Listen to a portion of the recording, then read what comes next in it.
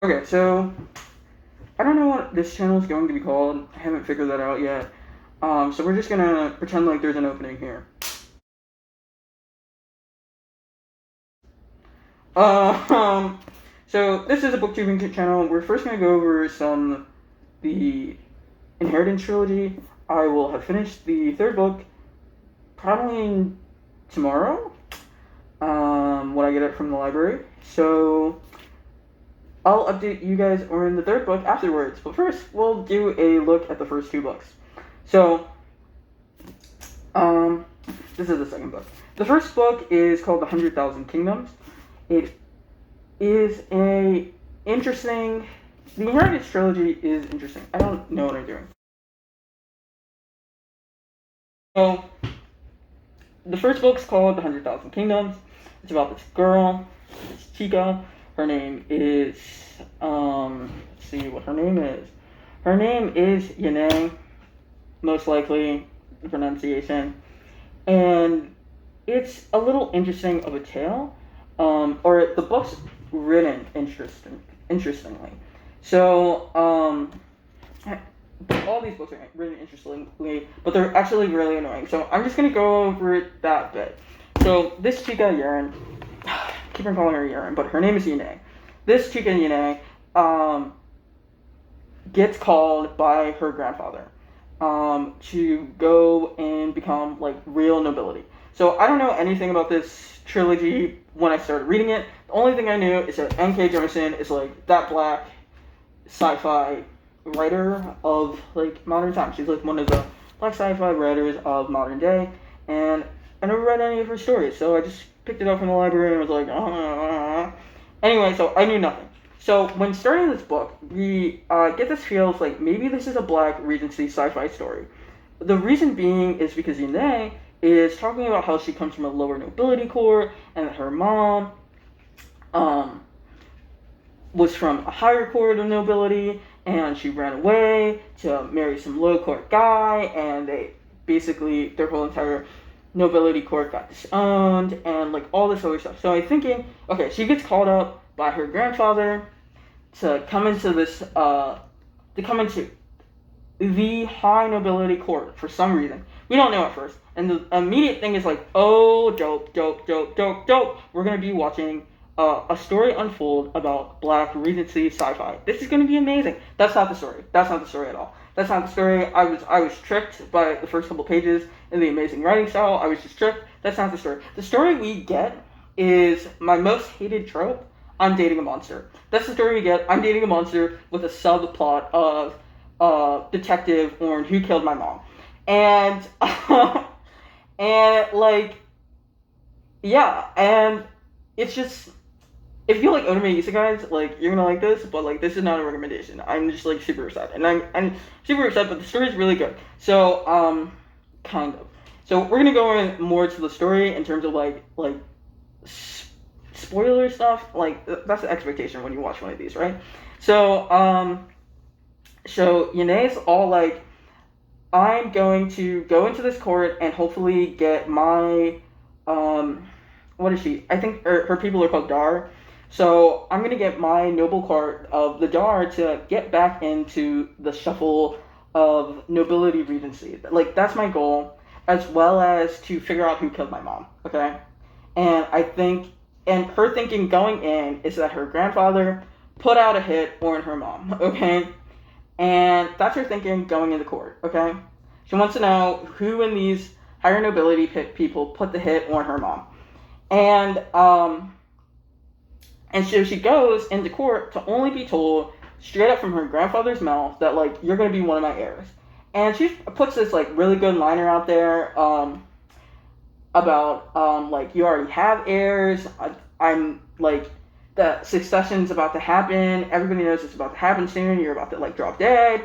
Like you're just telling me I'm gonna die. Like you're telling me I'm going to die. Like you already have heirs and I have no allies. And which is pretty cool. Like there's some pretty cool like Regency moments in this story, but that's not the point. And that was like the coolest Regency moment in the whole entire story, and that was in the beginning. And then for the rest of the story, we see this girl have a mental breakdown, and also search for her mom's killer. And there's reasons for her mental breakdown beyond like, oh, they're gonna try to kill me. I've been named heir. I have no allies, and those kind of stuff. But what really is the point of the story is I'm dating a monster, and so the monsters are gods. And this is, for me particularly, like the god system and the magic system is where this, and the writing style is where the book is at. It's an interesting mythology. There's some interesting mythology that reminds me of like mythos study, which I might get back to in like at the end of this. And magic system is based on scribing and written words as well as spoken words having impact and power. And you know, as a black person, I'm just gonna say like, words got power, and we all know it. Okay, we all know it. And so like this is pretty cool. It's a pretty cool system for that, and for that reality.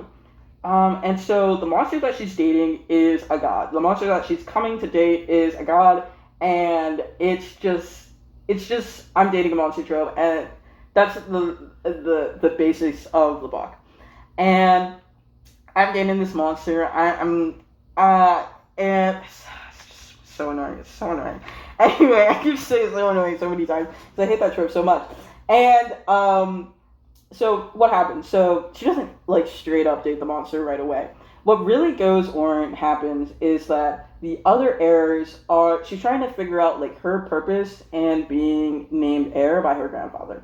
And so she goes around, tries to get a talk to the other heirs because she's like, they're like understanding Regency play and understanding she has no allies. Really, all she's doing is figuring out which heir she's supposed to support.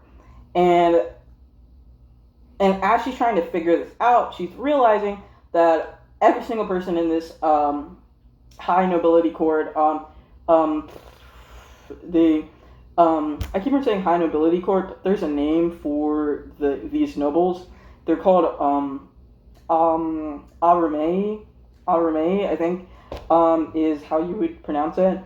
So these Amarabi nobles are all crazy. Every single one of them are crazy. And why they're crazy, part of the reason why they're crazy is because they have like I think it's like around 5 gods that they just have as slaves within the household.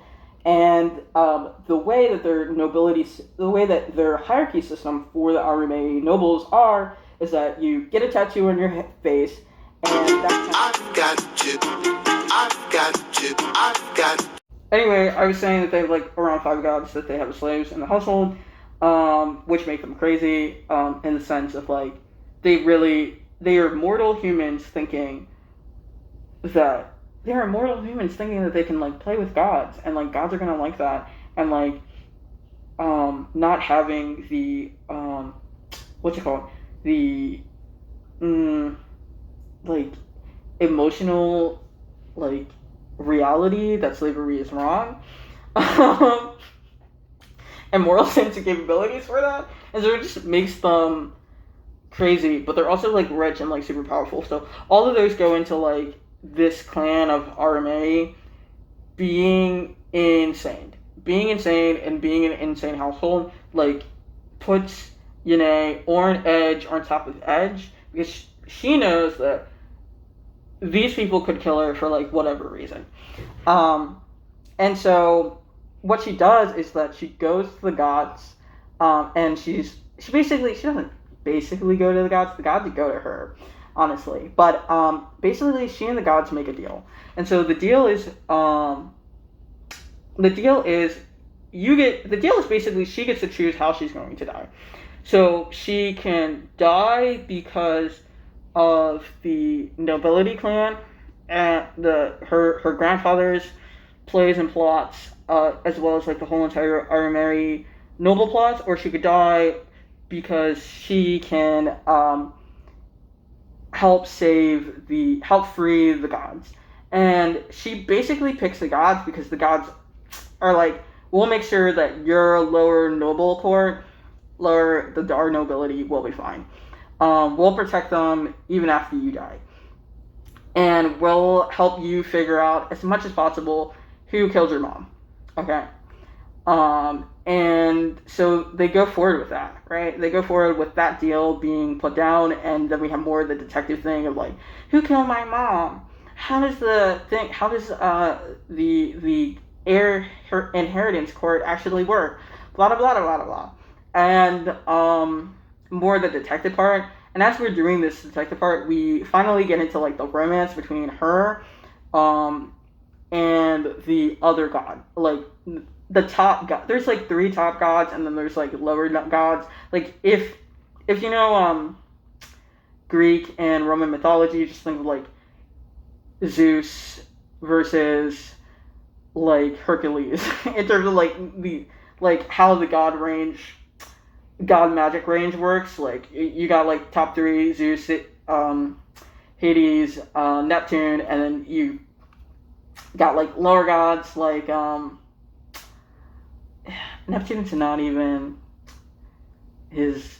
It was like, let me go between the Greek names and the Roman names. Anyway, but just think of it in terms of that type of hierarchy.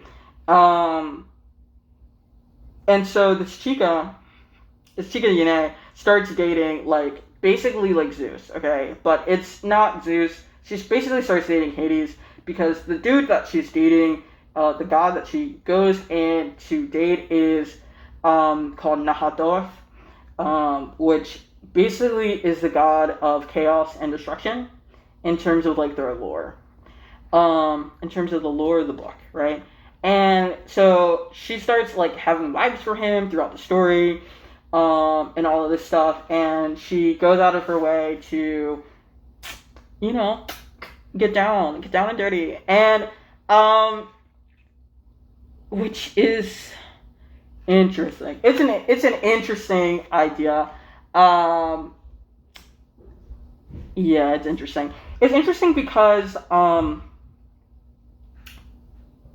if you know the trope, I'm dating a monster. Usually, the I'm dating a monster trope also has like a sub trope that's often used of like I'm also actually a monster, or like I'm also partly a monster, and that is partly the reason why she can date, why she can like get down and dirty. Okay, why she can have these vibes for this god, right? But there's also just like the other point. I'm just gonna spoil this for you guys. But basically, she's partly a monster because she literally it's literally that trope of like, I have 2 souls in my body, and one of the souls is like this other god. And this other god's soul in her body is the reason why that these gods believe that she can free them from their slavery. But it's also the thing, like, she has, like, some memories of this other god in her brain. And so, like, part of me is, like, when reading the first book, I'm like, I kind of understand in the sense of, like, because she can read the other memories and, like, see past that aren't actually hers and actually the souls of, like, the actual god that is in her, like, why she's having vibes for this god of destruction.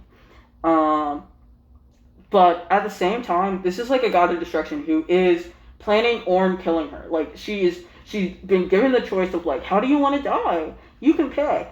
And she picks a way to die. Like, that makes no sense. That like you're supposed to pick a way to live, right? And pick a way to live, and like this trope of like I'm dating a monster is so annoying for me because I just think it sets bad precedent for romance, for younger audiences, and for women in general.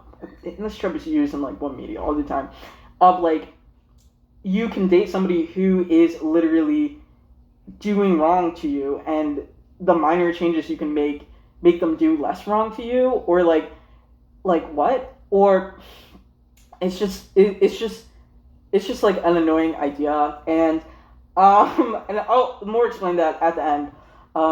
when I have read the last book. But basically, the story ends with her actually becoming a god, which is very normal for the monster trope.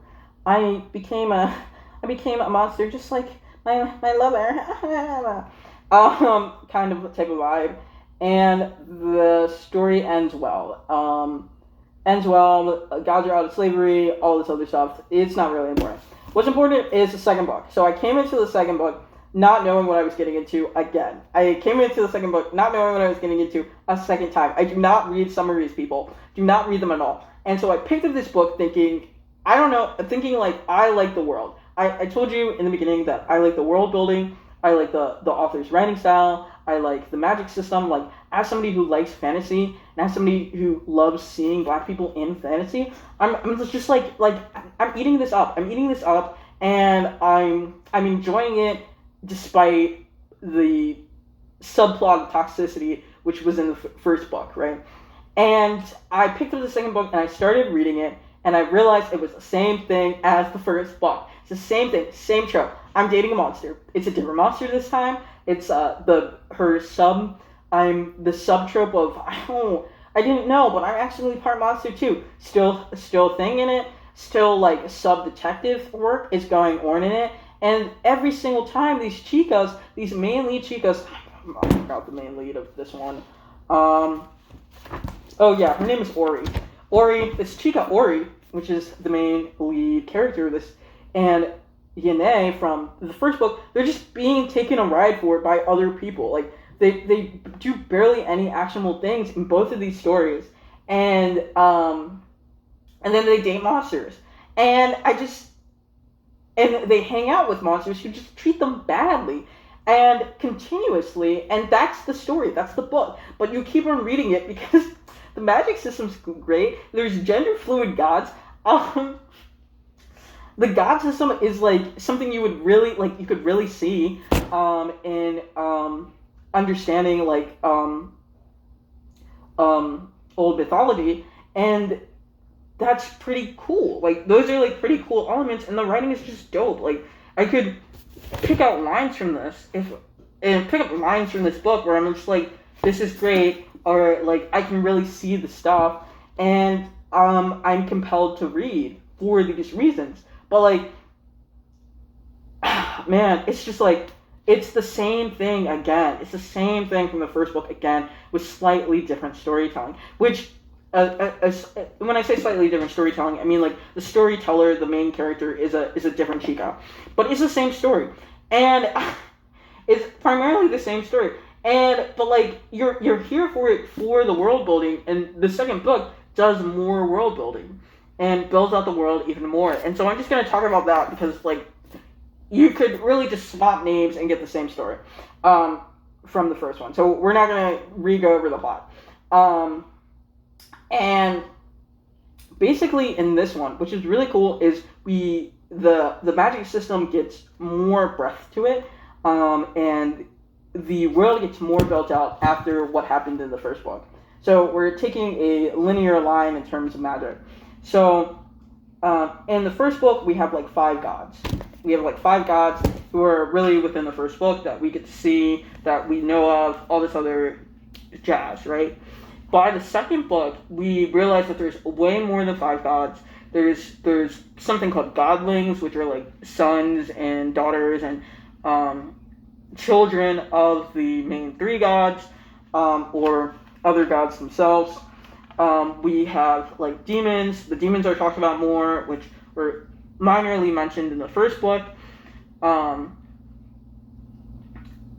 Which were minorly mentioned in the first book.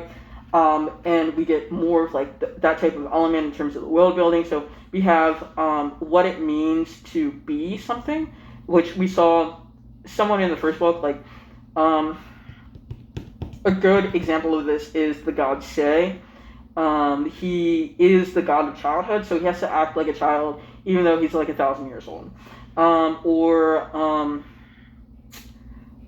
Madding is the god of, I guess, favors and transactions, and so he needs to do favors and transactions and it affects his godly powers, his ability to do those correctly or right, and those kind of stuff. Madding's a godling, and I guess he's also a godling too, but he's just better at acting like a child, so he's like more powerful. It's kind of how it goes, which is an interesting idea, which I think is an interesting idea in terms of like mythology related to fantasy, just because like if you look at like what's it called, old tales about gods and how gods work across countries and centuries and stuff like that. A lot of times when you read stories of gods, like they don't actually stay the same across century. Like they change, they mold, like what they would be willing to do in one story might not make sense in 100 years from now in the new stories told about them. And so like this idea of like gods don't need to do what their the idea surrounding who they are is, but when they don't do it, it's drains them of their powers and abilities, and it doesn't gain any powers and abilities from doing that, is a really interesting idea and concept in godhood and godhood theory. So that's like some interesting magic plot, right? And like world building and kind of stuff like that. Then there's some also expounding on like, since there's more gods, what does that look like in terms of the religious outlook of the people who exist in this new world, and since there are more gods, what does magic look like in this new world? Which is all interesting stuff. Like all of this is like interesting world building plots, but the main book is about some chica who's doing detective work about like who killed who, and the same thing as in the first book, and I'm dating a monster, and I'm part of a monster. Like, that's the main series, that's the main book, and it just hurts me every single time I'm reading this. I'm, like, in pain. I'm in pain because every single time, these chicas are like, I'm willing to die for you. I'm like, I'm like, what are you talking about? Like, they're like gods. They live 1,000-something years. You what, 100, maybe? I don't, like, maybe? So that's annoying. It's just plain annoying. And so now I'm going to get the third book from the library, and I'm going to finish it, and then we're going to, like, talk about the whole entire thing in one go. From there, we are going to interlude with me talking about this book, Harlem Shuffle. I also read this week, or within the last 7 days, and this is by some guy, Colson Whitehead. I actually didn't really like the book. I'll go into the book. It's a heist book. It's like 3 heists in one. In one book, there's like 3 parts to the book, and each heist follows the first heist is in 1959, the second heist is in 1961, and the third heist is in 1964. This is a fiction book, just like this other book, talking about fiction, but it's based in the around 60s Harlem, and it's about some dude named Ray. His name is Ray Carney. And this book was like so hard to read. It was so boring. It theoretically it shouldn't be boring, but just the way that it was written, it made it hard for me personally to read. So, and I'll go over what made it hard to read for me personally, because this book could be great for you, and it's just not great for me due to the way that it was written. So, this author, Colson Whitehead, does a lot of listing within the book to describe the scenario. Like a lot of listing. He does so much listing. And just for me, particularly as he lists these objects and ideas within the room, instead of like describing the textures of them and like pinpointing on like one object and then moving throughout the room from there. He just lists them all right from the beginning of the scenario and just does a lot of listening. And my head just breezes over that. It just breezes over that information. And then, like, I have no idea where I am. I have no idea what I just read. And I have to reread the paragraph again, consciously, when I was already consciously reading. So I'm putting in, like, way more work to read fewer words. And so that's annoying. The other thing which I think is annoying about this book is it just feels like this author read the Cab Calloway Dictionary and just put words from there in the book because he could. And I just, with the listing and everything, it just wasn't for me. It's like, it's basically this idea of like, if you don't know what this word is, what about this word? Do you know what this word is? Do you know what that word is? What about this scenario? What about this one? What about this one? And this is why he's listing in terms of like, I'm trying to make the imagery of the 1960s by using words from that time period that aren't used today for that. And if you don't know what this one means, do you know what that one means? Do you know what this one means? At some point, you're going to know what one of these things I listed are, and then you'll understand the scene. And I'm like, I just can't take listing, and I think you're overusing terminology from the 1960s for a modern book. That's why I don't really like it. I also got that book from the library. So basically, the plot of this book is fine in itself. It's about, as I said, it's about some guy named Ray Carney. His dad was a crook, and he's not that much of a crook when the story starts. But his cousin is a crook, and Ray Carney is all about the whole entire story is all about this dude who does like 3 different major heists, or like crimes, and the impact and consequences of those crimes, between around 1960s and the 1960s setting of Harlem. And this could be interesting in itself, as I said, for you in particular, but like the listing really took me out. I didn't really care much for the characters at all, and it was just kind of boring. I just felt like it was kind of boring, even with all the heist information. They didn't really. I feel like they didn't really go into. They went into the heist, but it just wasn't enough for me to feel like this heist was cool. This heist was. I'm excited for the heist. It was more like, okay, you're doing a heist. That's fine. And because that's not the main point of like our lead character's outlook in terms of life. It's not like the heist might be impactful for him, but the actual heist isn't the main point of the story. It's the impact of the heist and how Carney looks at himself and how he evaluates how crooked he actually is. How much crimes does he actually do? Like, that's the evaluation of the book. That's like the evaluation of our lead. And because he's always evaluating that at every single step of the way through the story, like any of the actionable things that actually go on just aren't that impactful, because that's not where our lead character is finding the impact. He's finding his impact of the consequences of him deciding how crooked is he, and if he is living up to, his father was a crook, if he's living up to his father's crookedness, which he does not want to do.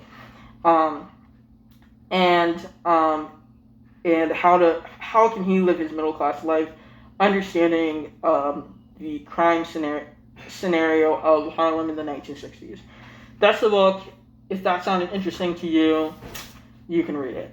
From here, these were my non-leisure reads, which is, now we're going to explain what leisure and non-leisure reads are. Non-leisure reads are basically books that I read within like 2-3 days or like a week. Leisure reads are books or stories that I don't plan. They're really books that I don't plan to finish within a week, and I might never finish. And I'm just reading them for interest. And so, particularly, what I'm thinking of doing for this YouTube channel is going over my non-leisure reads. I do them all for leisurely purposes. But going over my non-leisure reads that I finished within the week, and then updating you guys on my leisure reads. And to update you guys on my leisure reads, we have to change locations. So that's what we're going to do. Different location, different mask. Doo-doo. So I have a lot of masks, so I'm just going to go through these as we go through. So let me explain what a leisure read is, basically, and stuff like that. So for me, a leisure read, as I said earlier, it's just books, which my plan is to read them, but I'm not trying to read them with the highest speed as possible. So basically, what I'm saying is I read a lot of books at the same time, and some of those books I plan to finish right away, and some of those books I might not even plan to finish, and I just plan to read them a little. Which is different than like DNFing a book, because I'm reading them, but I'm not reading them with like a passion. And so we're gonna go over some of those, and and then I will update you guys on the ones that I read for that week and stuff like that from here. But this is gonna be like a really thinking that this video would be kind of longer than any of my other videos, because I do this because I need to give you guys the baseline for this. So the first one on my thing is they're all on the floor, basically, or stacked. The first one on here is the official rules of chess. This is 7th edition, I believe. Yeah, this is 7th edition, updated for 2020. I play a lot of chess. Yeah, I play a lot of chess, and I'm thinking about becoming a tournament director. So I got this book. I read part of the book, because I originally was a club tournament director. I didn't have the book, and my, what's it called? I've been a club tournament director for 3 years, so it expired, and I was like, I need the book to take the test. So, so I got the book used, and I took the test. I'm also talking about chess. I'm also reading The Middle Game by Euwe and Kramer. I'm in book 1. I have book 2 too. The book 1's called Static Features. It's basically just about like static imbalances within chess.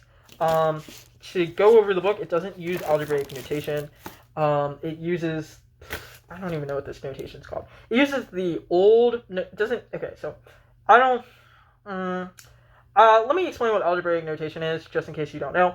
So algebraic notation is basically this idea, like, the chessboard's an 8x8 board, and understanding that the chessboard's an 8x8 board, you can say positionally where you are on the board based on knowing the 8x8 position, which is sort of similar to what they do with Baduk / Go, which I'll go over that later. But it's basically this idea of like A1 would be the leftmost corner piece, corner square on the board.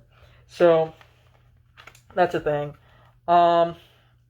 This book doesn't do that, and it uses the old notation where you do it relative to other pieces. So instead of saying, oh, my rooks are on A1, you would say something like, my rook is on rook, what is it? My rook is on king, no, my rook is on queen rook 1. My rook's on queen rook 1, okay? And that's just weird. You're basically saying A1 is the left cornermost position. This is basically saying that rooks start on the A1 position is where the rook literally starts on the game. And so you were thinking about what pieces start on that file positionally, and then thinking of that relation between the queen and king side, which is interesting, but it just makes it. I'm more likely to mess up putting the pieces on the board, because I'm just not used to reading this. Reading this style, so I have to go back and be like, oh, I messed up, and I moved it to E4, and it was actually supposed to be moved to, like, I don't know, maybe like A4 or something. I messed up where I was supposed to move the rook. The other one I've been reading, and I have been reading for years, since high school, is The Amateur's Mind. This is a 2nd edition. This is by Jemisin. It's a good basic book if you're I would say, like, if you're a high schooler or, like, college student and you wanted a chess book to read, this is a good one to read. I don't think, I've only read this edition, but I honestly don't think any of the other editions would be so important, like, as a difference between this one and the next one, that you need to go out of your way to get, like, the newest edition. Just get whatever used one you can get. So those are the two chess books that I'm currently slightly leisurely reading. Since I mentioned Baduk or Go, I'm also reading books on Baduk and Go. So I'm reading Opening Theory Made Easy by Otake Hideo. Hideo is probably it. Otake Hideo. I don't like this book. I really don't like this book. I think this book is just too easy. If you know how to play Go, if you know how to play Baduk, if you know how to play the game, this book is just too easy, and too beginnerish to use. If you didn't know anything about the game, yeah, I'll post maybe something like an image or a GIF or something of the game, so you can have a better understanding. This is the second book I'm reading on Baduk. I use Baduk because I learned Korean in high school. Okay, so and I learned it from some Korean thing. I learned about the game from like some Korean thing. So in the Elementary Go series, this is the only one I've had. This is volume 1. It's the opening game in Go, or in the beginning. It's by Ikuro Ishigure. It's a good book. I like it. It's beginner enough for a beginner who knows how to play the game. So those are my game books that I'm reading at a leisure speed. From that, we go into short stories and stuff and poetry, because that's something I also do at leisure speed. This is a poetry, basically textbook that I stole from someone. I've been reading this since high school. I'm almost done with it. I'm like halfway through, but I read it at a leisure pace. It's from Totems to Hip Hop, edited by Ishmael Reed. And it's just basically a bunch of poems from in the Americas from 1900s to 2002. There's some really good poems in here, and then there's just some okay poems. But it's a whole list of different cultural poems, so like that's why you read it.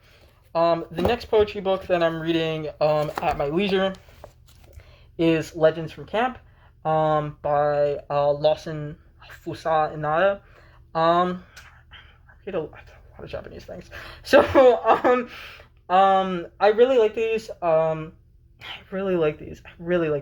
Like there's something very like I could go into this, but like I really like poems that cry, and like poetry that tells stuff and like makes you realize like this was about something else.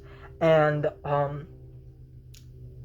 Fusao Inada does that so wonderfully, and these are poems related to not just his time in American Japanese internment camps, but also his time outside of the camps, his time in California beforehand, his while he was in Oregon, his feelings about jazz, all these other great stuff. And if I get time, I'll just update you guys on just like some of the best poems from this book, because there's something to say about poetry in terms of like especially Asian American poetry, and how like sometimes it's very like sometimes you forget because of the monoauthority myth that Asian Americans have been screaming and have been shouting, have been doing so much fighting in their time of existence, just as black people have. So it just doesn't make sense that like white people push us against each other because we're fighting for the same things.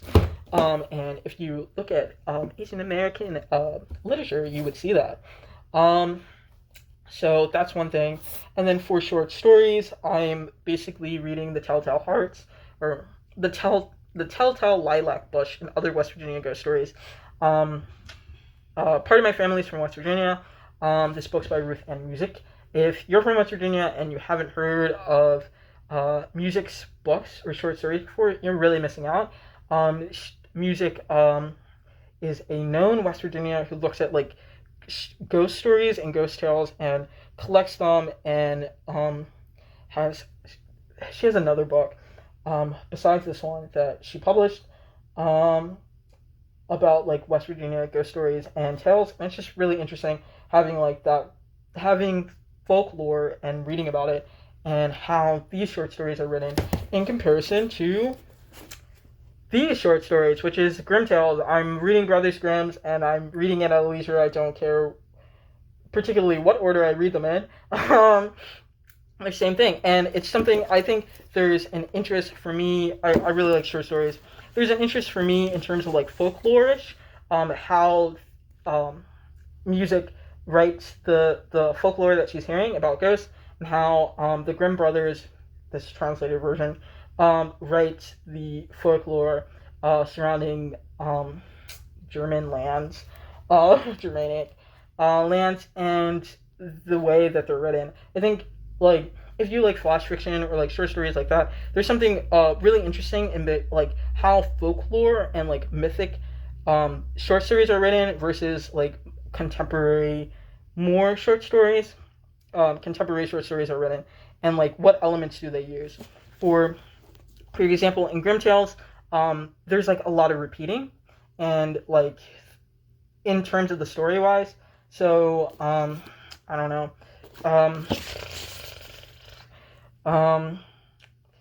I can't.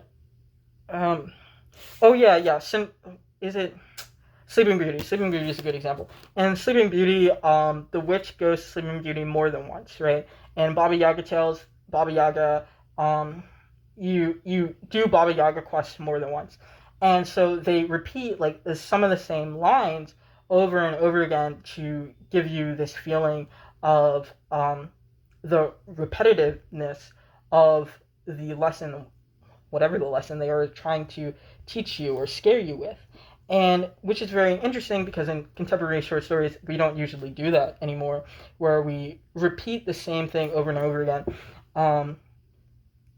instead of like redescribing it differently, which is something that we more likely to do. And these short stories about ghost tales, they do some of that, but they also do other things as well, because other things as well, and the topics are different as well, and they're more modern but not modern at all in the sense of like this is the early Americas kind of stuff versus this being I don't know when the Grimm brothers were, 1400s maybe, but don't trust me. Some other short, I'm calling this a short story kind of stuff, but it's really just a textbook, which is The African Intellectual Heritage, a book of sources by Molefi Kete Asante and Abusi S. Abara as editors, which is just a textbook that I stole. I'm not a lit major, so all lit kind of things are stolen or borrowed. It's not my major. I'm an engineering major. So we can go into textbooks about that too. Let's see, what was I doing? I basically picked this up because I don't know why I stole this, honestly, but probably because it's Black African. But I'm reading it because of the god, the stories or the mythos of gods, and that's why, going back to when I was talking about the Inheritance trilogy and the godliness, that it reminded me of some of the African myths of gods and spiritualities. But I know that Jemisin, I think that's the author's name for the Inheritance series, said that they got it from like Buddha or like Indian mythos or godliness. But the overall, it reminded me of African creation myths in terms of love and stuff like that. So I just thought it was really interesting. And so I've been reading these at a leisure pace because it's just a bunch of random text. Not random in the say, but like African how do I say this? Like, it's just text. It's just like text. It's just text, that tells heritage stories, of African heritage. So, they're relatively short, so I put them in short stories or poetry kind of type of reading, where I'm reading them at a leisure. The other, it's downstairs. I'm also reading Occupation Organizer, which just came out recently. It's another leisure read, and it's about Alinsky. It's really about the idea of like the professionalization in the United States of the organizer as an occupation. I think that's really interesting, partly because I want to be more involved in my friends group locally, which is a nonprofit group that helps your library, and they need organizers. But also just historical. It's a historical look about the idea of occupations becoming respectable, why they became respectable, and a look directly at the Chicago labor movement between, I would say, the 1920s and 1960s. So, which is pretty interesting. The first 3 chapters are about Alinsky, which is kind of sad in the sense of, like, it's sad because if I wanted to read about Alinsky, I wouldn't have picked up this book. I would have read Alinsky literature, or I would have read another bibliography on Alinsky. Like this, I understand why they're starting with Alinsky, but like 3 chapters of it, the next one, from that, like this type of idea, is I'm also reading at leisure How Our Days Became Numbered by Dan Boyk. And the subtitle is Risk and the Rise of Statistic Individuals. Basically, this book is just about how did America become centered around credit scores and insurance? How did we start numbering people and their values in terms of society, and why do we do that, and is that actually appropriate? And the capitalism in it, but also the inherent like racism and systemic issues in terms of class that comes with this idea. And from there, we're going to go into Imagine Communities. Reflections on the Origin and Spread of Nationalism by Benedict Anderson. I already read this book, but it's still in my leisure read because I like how Benedict Anderson writes. I just like how he writes. He just uses not just words and phrasing that you just wouldn't expect in terms of like, he sounds like a British preppy. He sounds like some dude who went to British prep school, but it's like he wrote this book at a time where he didn't need to write like this. Like, he didn't need to write like this. When did this book come out? It came out in 1983. So this book came out in 1983, and he did not need to write like a British prep person. Like, there are other books that came out in the 1980s or in this idea of philosophy and theory and nation building, and that don't sound as preppy as him. And I just love it. I just love the wording he uses. I love understanding like different nobility hierarchies, like and like phrasing for nobilities across countries and nations, like a viceroy versus a chieftain versus all this other stuff, and how this changes across country and nation, and how like the idea of nation and like national lines started. What does that mean? All this other stuff. I love this, and one of the reasons I love this is because I love reading otome isekais, and I felt like I was reading a good otome isekai by reading this, and I want to write a good otome isekai, so I want to be able to do that, and I like Regency. I just feel like this book is like something I'm never going to not have in my leisure list, because it's something I can continuously learn from for the feeling of what I want to write. And that's the thing. I'm also, my other leisure thing is the Quran. As I said, I'm interested in poetry. I'm particularly interested in pre-Islamic poetry, so that's why I'm leisurely reading the Quran, because understanding the Quran better gives me a better understanding of pre-Islamic literature. I'm also leisurely reading the Bible, but it's like so far away. I'm gonna like move. I'm gonna move from this corner to get you the Bible. Just be like, I'm interested in pre-Islamic poetry, so I'm reading the Bible and the Quran at the same time.